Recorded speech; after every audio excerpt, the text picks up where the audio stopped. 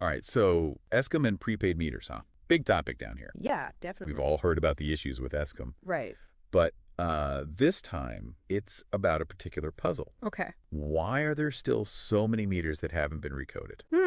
Yeah, good question. And the cost? Huge, right? Like $2 billion every single month. Yeah, no, that's a lot of money. Absolutely. So we're not just talking about Eskom's bottom line here.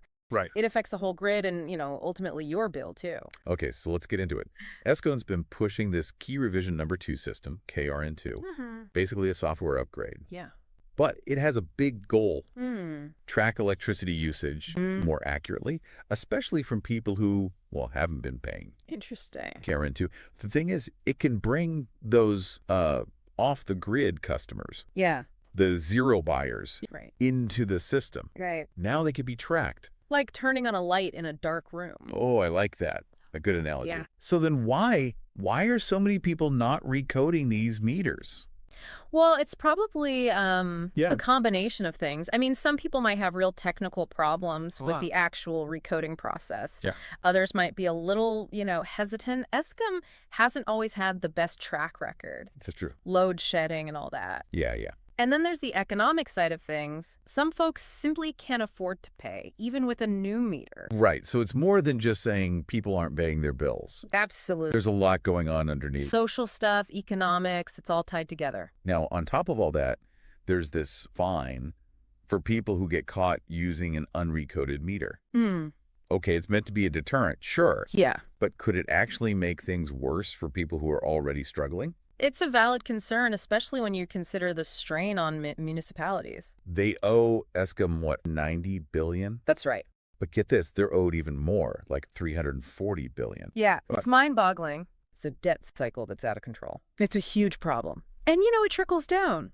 How so? Less money for municipalities means less for everything they provide. Roads, water, all of that. Exactly. And who suffers? The same people who are struggling to pay their electricity bills in the first place. It's a tough situation all around. A vicious cycle, really. Yeah.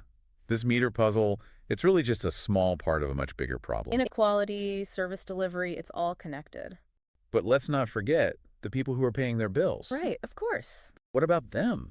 They're doing the right thing. Well, there's a lot of frustration among those folks. Imagine paying your bill only to get hit with more load shedding because others aren't. Oof, that's rough. It is. It feels like they're being punished for being responsible. Yeah, and it plays right into what the minister's been saying. It's just not fair to the people supporting the system. Right.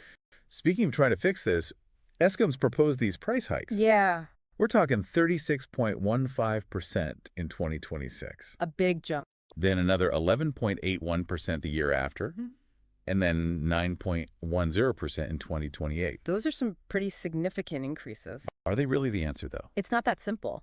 You can't just keep squeezing more money out of people. Yeah, especially with the cost of living already so high. Exactly. Think about the impact on households.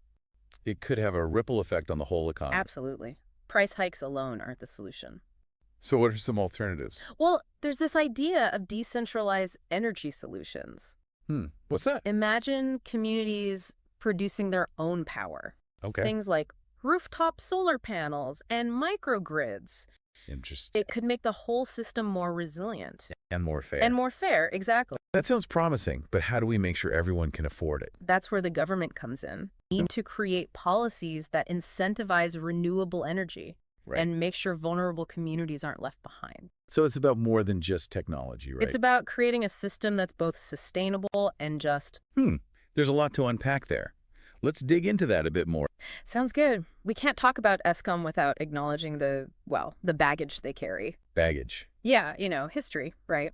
I see what you mean. Especially for communities that haven't always been treated fairly. Right. For a lot of people, Eskom's not just about electricity. Yeah. It's a symbol of, past injustices. So distrust in Eskom is part of this meter situation. I think it's definitely a factor. Makes sense. Imagine living in a community that's had unreliable power, maybe unfair pricing. Yeah.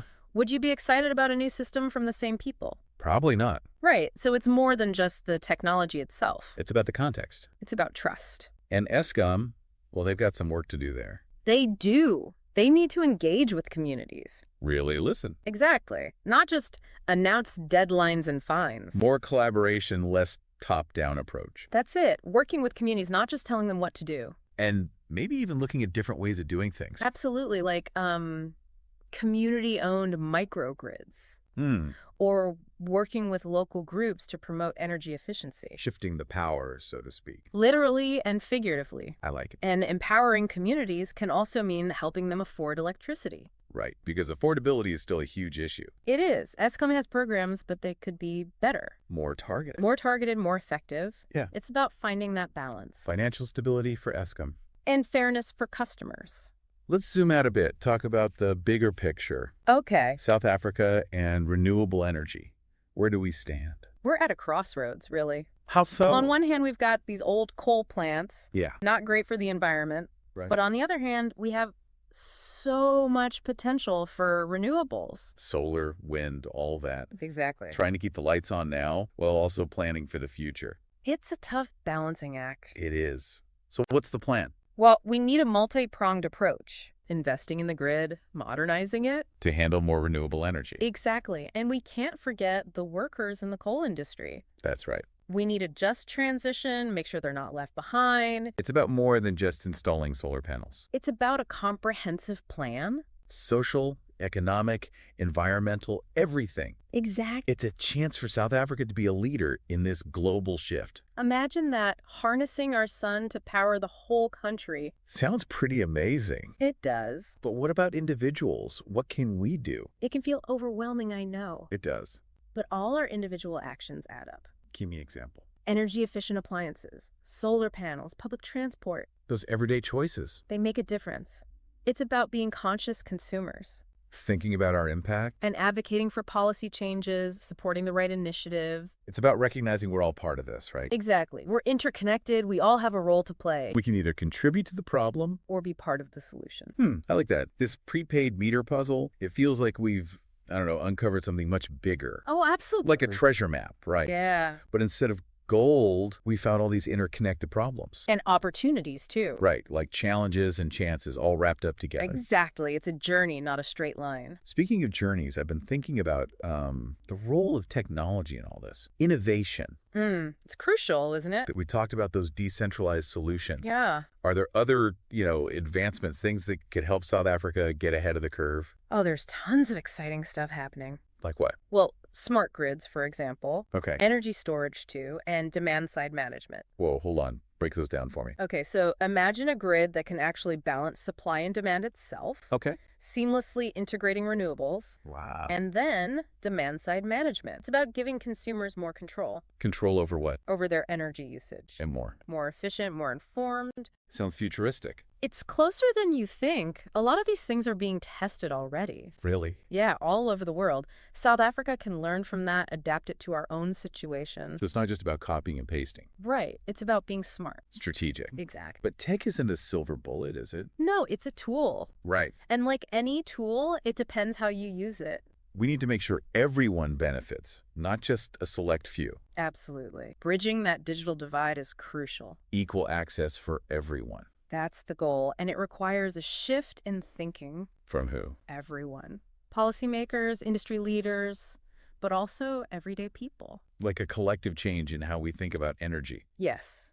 Energy consciousness. Understanding that our choices matter. Exactly. We're not just passive consumers. We shape the future, each of us. Exactly. And that brings us to the big question, right? What can our listeners do? What practical steps can they take? There's a lot, honestly. Even small things make a difference. Like what? Switching to LED light bulbs, using energy-efficient appliances, driving less, things like that. So being mindful of our habits. Exactly. And staying informed. Right. Educating ourselves. Engaging in conversations about policy, supporting the right initiatives. Making sure our voices are heard. It all matters. Wow, this has been quite the deep dive. It has. Eskom, prepaid meters, it all ties into this bigger picture of South Africa's energy future. We've barely scratched the surface. But hopefully we've given our listeners some food for thought. And some inspiration, too, I hope. I want to leave everyone with one last idea. Okay. This energy transition, it's not just about technology. It's about people. It's about our values, our choices, our responsibility. To build a future where everyone has access to affordable, sustainable energy. The power to shape that future, it's in our hands. It really is. Thank you for joining us on this deep dive. Keep asking questions, keep learning, and keep pushing for that better energy future together. Absolutely.